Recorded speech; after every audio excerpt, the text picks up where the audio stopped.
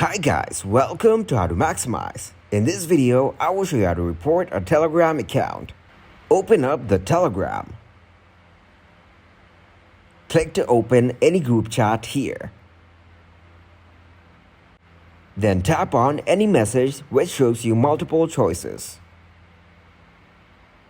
Tap on Report. Then choose the Personal Details option from here. Go back to Chats on Telegram. Click to open any chat. Then tap on three dots from the top right corner. Select the Block User option from here.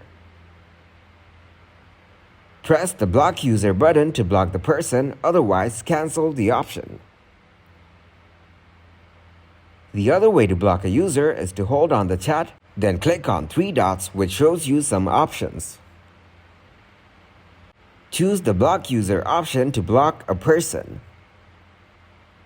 Thanks for watching and please leave a like, subscribe and share.